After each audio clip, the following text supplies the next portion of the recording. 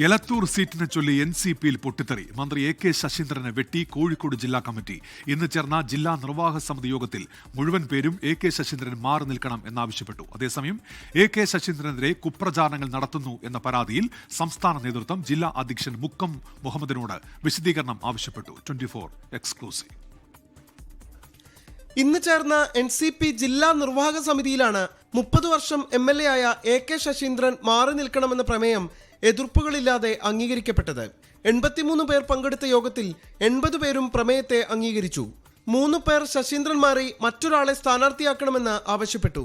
ഭൂരിഭാഗത്തിന്റെയും പിന്തുണ ജില്ലാ അധ്യക്ഷൻ മുക്കം മുഹമ്മദിനാണ്.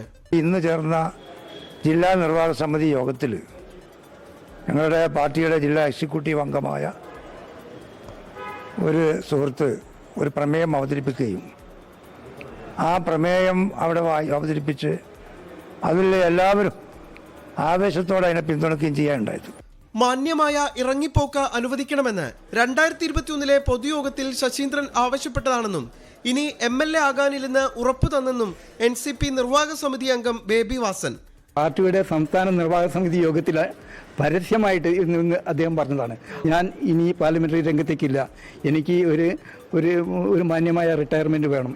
അതേസമയം AK ശശീന്ദ്രനെതിരെ അണിയറ നീക്കം സജീവമാക്കിയ കോഴിക്കോട് ജില്ലാ പ്രസിഡന്റ് മുക്കം മുഹമ്മദിനോട് NCP സംസ്ഥാന നേതൃത്വം വിശദീകരണം തേടി.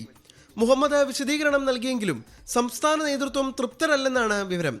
NCPയിൽ തർക്കം രൂക്ഷമായാൽ എലത്തൂർ ഏറ്റെടുക്കുന്ന കടുത്ത തീരുമാനത്തിലേക്ക് CPM എത്തിച്ചേരും.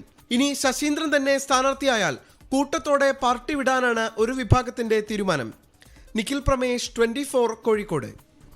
ലോകത്തെവിടെയായാലും ഏത് സമയത്തും 24 വാർത്തകളും ഓഗ്മെന്റഡ് റിയാലിറ്റി പാക്കേജുകളും എക്സ്പ്ലെയിനറുകളും വിശദമായി കാണാൻ ഞങ്ങളുടെ YouTube ചാനൽ നിങ്ങൾക്ക് സബ്സ്ക്രൈബ് ചെയ്യാം.